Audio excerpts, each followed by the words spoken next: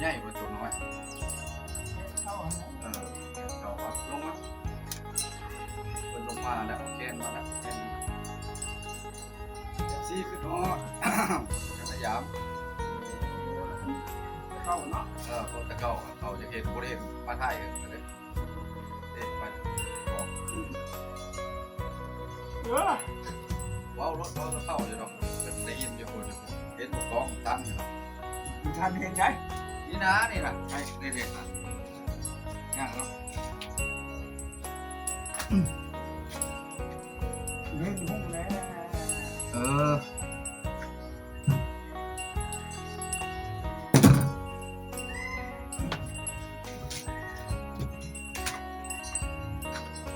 นั่นอ่ะ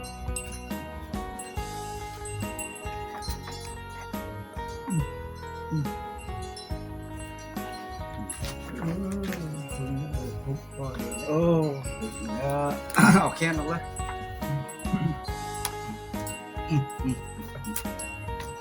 โอ้ทักทายสบายดีเด้อเป็นอะไรอยู่ดีไม่แห้ง มีฮักอาบว่า เป็นไข้ ไข่เช่าไข่ไม่ได้ มันเป็นไข้บ่สบายแล้วมายามผู้เฒ่าพุทธหมอแคนเก้าที่ในแข่งคำม่วนเฮาก็คือเคยมาถ่ายเพิ่นเนาะบ่นั้นเพิ่นบ่อยู่หมอลำแต่ละหมอลำแต่ละคณะแล้วก็มาเอาเพิ่นไปเป้ากับหมอแคนในแข่งคำม่วนเฮาได้แคนนี่ตาก็บ่จักดีปานใดละ8 90ล่ะเด้ แจกปลายเลยนะ 8ปลายล่ะพี่น้องเอ้ย แจกสองนะ แต่ว่าเฮาก็ยังได้อันคนลาวมักข้าวเหนียวแล้วก็มักเสียงแคนก็ยังจับใจเนาะหมอแคนในแข่งขมวนนี่มันก็หมดไปหลายแล้วเนาะคือหมอแคนค่ายแล้วก็หมอแคนพระพุทธก็คือคนนี้ก็อยู่บ้านกระบูดเชียงแหวนเมืองท่าแขกแข่งขมวนเอาลองเบิ่งนี่ FC เพิ่นถามหายังคือเก่า ยังคือฮอตเสียงแคนคือเก่าเอาลองเบิ่งเอาเพิ่นเฮิงเลยให้เพิ่นฟังเบิ่ง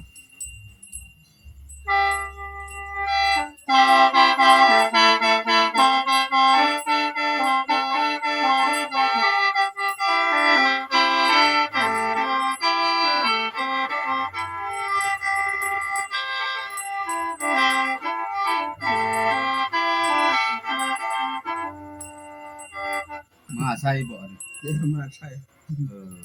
เอามหาชัยเอาจะบ่เอายดๆไว้เอามันเพิ่นสิเมื่อยเอาอันเตือกนึงเนาะเอามหาชัยบ่นจัดเกิดลำมาเนาะเอาลองเบิ่งเอามหาชัยซะเพราะว่าหลังจากน้ำลดแล้วให้พี่ข้างนอกฟังเสียงแคน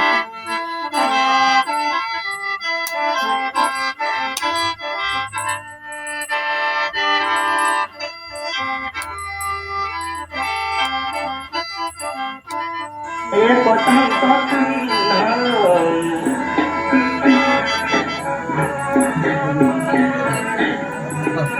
ก่อนก็ได้ เมื่อใจประสงค์ขัวมาฟัง สบายดีท่า ให้สู่เบื้องนอกเอง อายุมันยืนทีนี้ต่อไปให้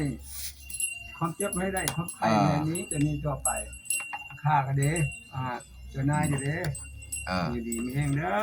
กูทุกคนเอาเนี่ย เพิ่นก็อยู่หลายปีแล้วแต่ว่าเฮา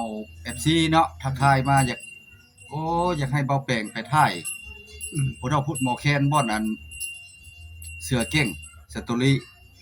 เสือเก่งสตอรี่คนไทยเนาะเพิ่นมาเคยมาหาผู้เฒ่าแต่ว่ามารอบหน้านี่เพิ่นน้ำลดหลังจากน้ำลดแล้วเพิ่นก็สิมาอีกก็สิมีเบาต้อยก็เคยมาเนาะแล้วก็เบาขมวนหรือก็ แบบอันนั้นเห็นมาเลย ก็ประวัติพะเลาะมันก็เคยมาเนาะเพิ่นบ่อยากเห็นหุ่งว่าตาบ่ดีไปเนาะเอาเบาๆพอเนาะทำสมเนาะแคนนี่ก็สิเว้าแล้วก็ ให้เข้าแล้ว เพิ่นเฮ็ดเก่าแล้วแต่ว่า ผมกับเจ้ากับเก่าผม แต่ว่าให้สร้างแคนนี่ก็บ่จะมีแล้วนะทีนี้มีบ่ นี่เลยทาง มีลูกหลานเฮ็ดแคนก็ใครอยู่หรือว่าเฮ็ดแคนได้ไว้ให้อันนั้น เฮ็ดหยังก็ยานะแต่ว่าออกแกนว่าหยังก็บ่แม่นประมาทดอกเครื่องทันสมัยไปลิ้นหมอเนาะหมอลำเอาลิ้นออกแกนใส่ยังบ่ซ้ำเสียงแคนนะครับ อันนี้ของธรรมชาติ เอาของธรรมชาติครับปล่อยครับ แต่ว่าเรื่อง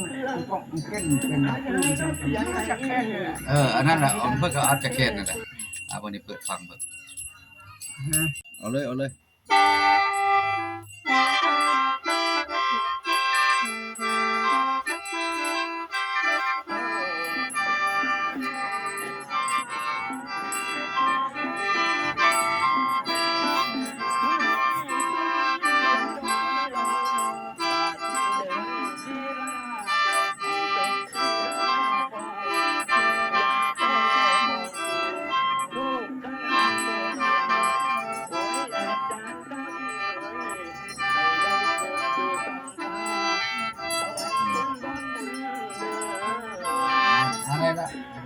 ได้ละ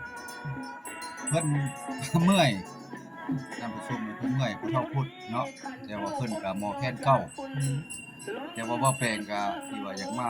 ยามเพิ่นบ่สบายเป็นไข้หวัดไข้หยังนี่แหละแบบตามฤดูกาลเนาะ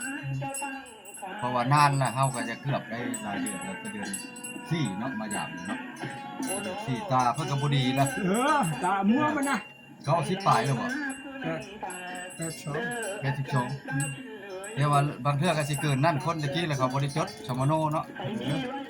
อันหมอแค้นเก่า ปี1145ไปเกิด 45แล้วจะคูณเอา IFC คูณเอาเด้อเพิ่นก็เลยเพิ่นก็145บ่แม่นท่านแกรุดท่านแกสอนเนาะ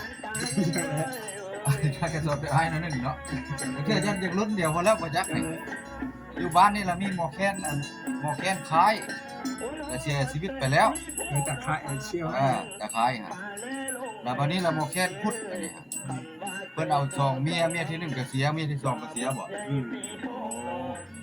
มีสองก็เสียเมียใดก็เสียบ่แม่นมีของบ่บ่มีของดีบ่ข่อยยันมีของดีนะผู้ชมนี่เอ้ย แน่น แต่เก่าแล้วผู้ชายไปก่อนอันนี้ผู้หญิงไปตลอดเพิ่นยังมีของดีก็สิมีหั่นแหละในตู้เพิ่นนี่มีของในตู้เดี๋ยวนี้ นี่เป็นนมเนี่ย ว่าเดี๋ยวนี้ว่าเรื่องผู้สาวนี่ยังคึกอยู่อ่ะคึกเดี๋ยวรอแต่บ่ปานใดแล้วเนาะ อันนี้นั่นแหละคลิปนี้ก็มาเยี่ยมยามถามข้าวเพิ่นเนาะทางผู้เราพูดเฮาในขมวนนี่ก็ลงเรือเพิ่นคนเดียวเนาะหมอเกณฑ์ในขมวนเฮานี่ก็คนอื่นนี่ เข้า ค่อยก็ บ้านเนี่ยก็มีแต่เฮาน่ะทีเดียวเนี่ย ค่อยก็บ่ได้สู้เห็นแต่ว่าเห็นเฮาก็อยากไปเพราะว่าเฮานี่อนุรักษ์เสียงแคน